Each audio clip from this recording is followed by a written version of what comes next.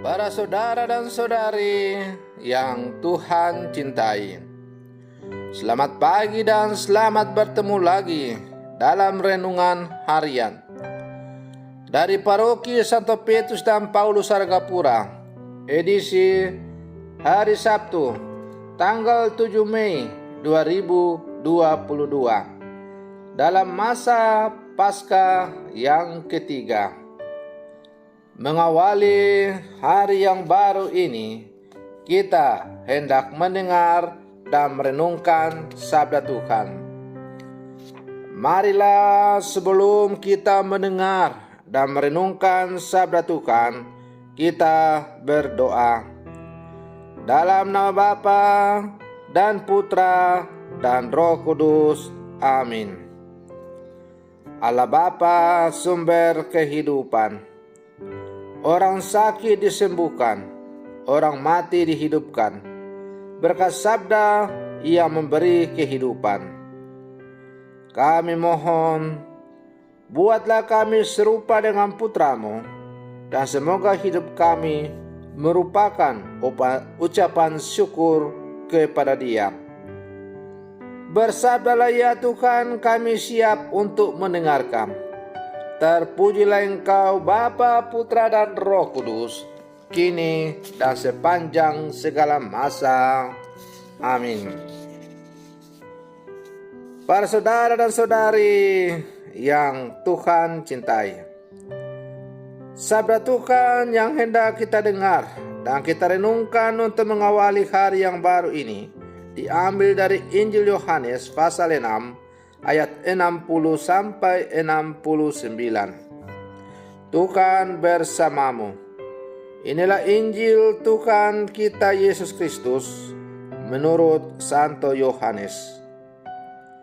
Setelah Yesus menyelesaikan ajarannya tentang roti hidup, banyak orang dari murid-muridnya berkata, "Perkataan ini keras.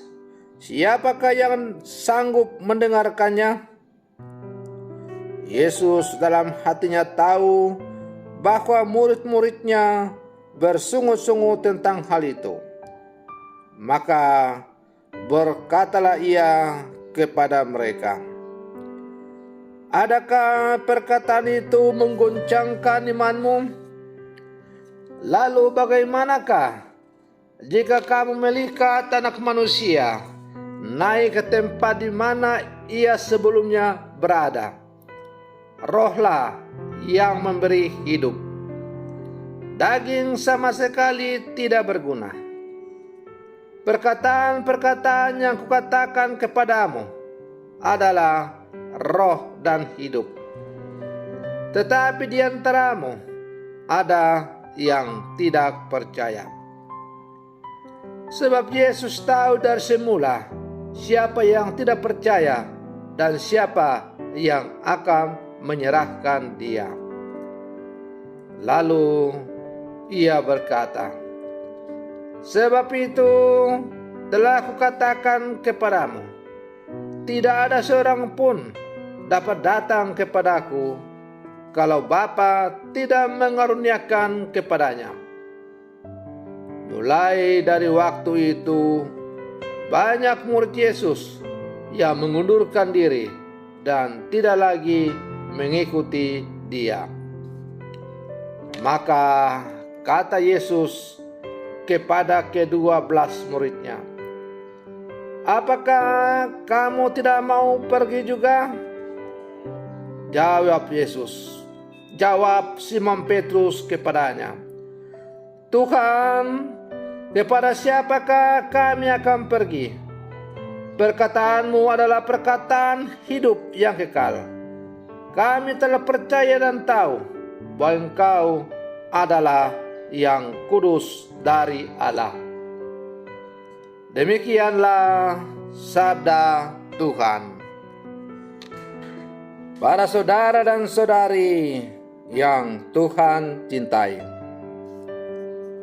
reaksi para murid Yesus terhadap sabda Yesus mengenai roti hidup mirip dengan reaksi kebanyakan orang Kristiani pada zaman ini terhadap Injil.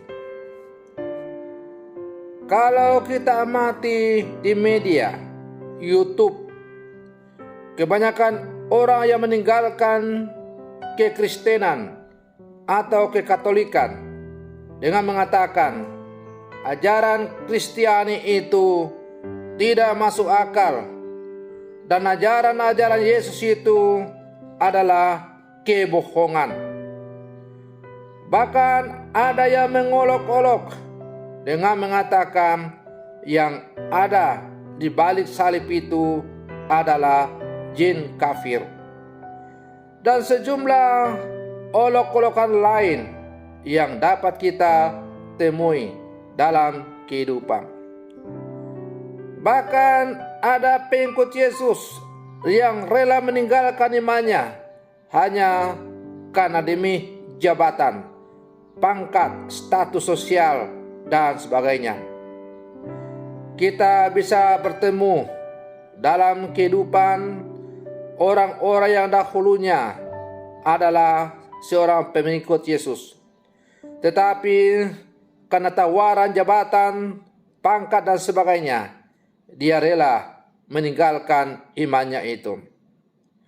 Ada juga yang mau meninggalkan imannya karena terpesona dengan kecantikan wanita lain atau kegantengan pria yang tidak seiman. Para saudara dan saudari yang Tuhan cintai, adalah benar bahwa untuk beriman akan Yesus, orang tidak bisa hanya bermodalkan rasio. Kelemahan berpikir atau keterbatasan rasio atau pikiran sebenarnya tidak dapat dijadikan sebagai ukuran untuk menyatakan sesuatu sebagai salah atau benar. Sebab beriman itu berarti kita memasuki kawasan ilahi dan rasio kita terlalu kecil dibanding dengan misteri Allah yang kita masuki.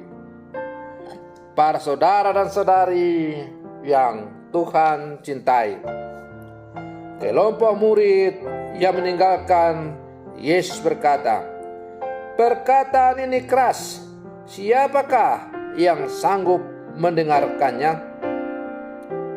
Sebaliknya, Petrus ketika Yesus bertanya atau berkata kepada ke-12 muridnya, "Tidakkah kamu juga pergi dan meninggalkan aku?" Maka Petrus tampil mewakili para murid yang lain yang masih setia, yaitu 12 orang rasul itu. Petrus berkata, "Tuhan, kepada siapakah kami akan pergi? Perkataanmu adalah perkataan hidup yang kekal, dan kami telah percaya dan tahu bahwa Engkau adalah yang kudus dari Allah." Menjadi murid Yesus adalah karunia ilahi. Menjadi murid Yesus bukanlah ambisi ego pribadi. Seorang murid Yesus yang merasa bahwa sabda Yesus tidak searah dengan kepentingannya lalu meninggalkan Yesus adalah tipe seorang yang menjadikan dirinya sebagai kriteria utama dan bukan Allah. Kepengahan rasio adalah aral bagi beriman yang sejati. Lebih daripada sekedar memikirkan Allah, kekristenan atau kekatolikan menawarkan dan memanggil semua orang untuk mengalami Allah. Para saudara dan saudari yang Tuhan cintai, kata-kata Yesus dalam bacaan Injil tadi masih relevan untuk kita sebagai murid-murid Yesus yang hidup di zaman sekarang. Apakah kita juga meninggalkan Yesus hanya karena kita tidak memahami atau menganggap perkataan ajaran Yesus itu adalah ajaran yang tidak masuk akal, ajaran omong kosong, ajaran tipu-tipu, dan sebagainya. Dan karena itu kita mau menukar iman kita dengan sesuatu yang lain.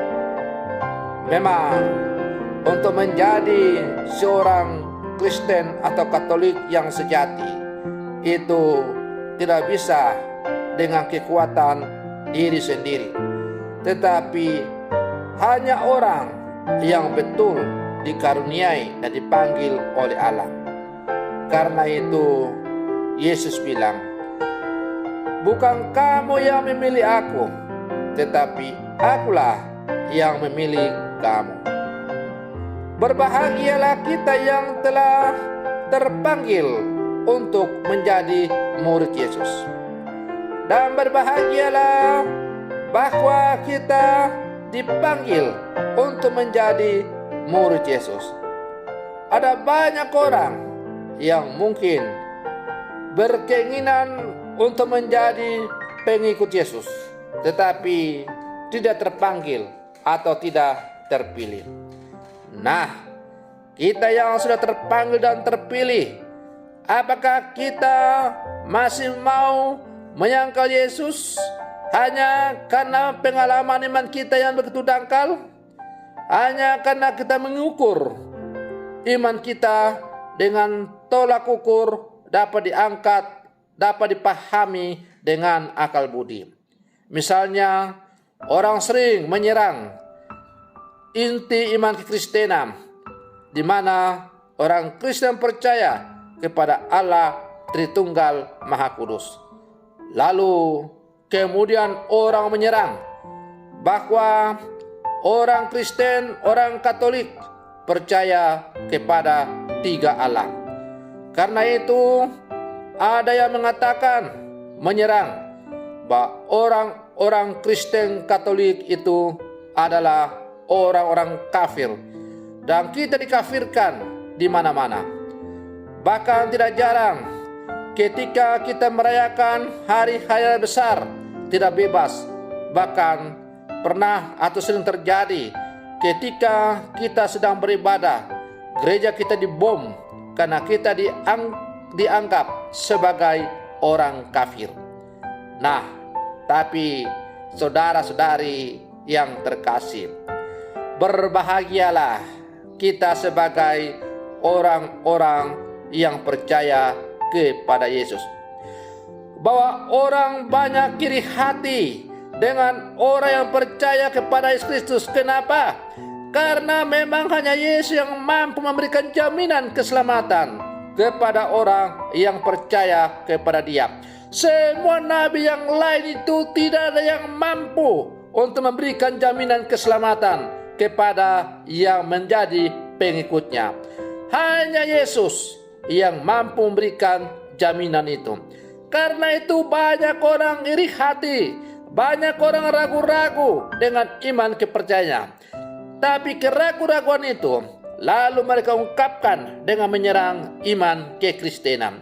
Karena itu para saudara-saudari yang terkasih, kalau kita dihina, kalau kita dicaci maki, ketika kita dibom, ketika sedang sembahyang, tidak perlu kita membalas kejahatan yang kejahatan itu. Karena Tuhan kita mengajarkan untuk membalas kejahatan dengan kebaikan, bukan membalas dengan kejahatan dan kejahatan. Karena kalau kita membalas kejahatan dan kejahatan, maka kejahatan tidak akan pernah selesai. Kalau orang mengatakan kita orang kafir, katakanlah kami bangga, kami bersyukur disebut orang kafir.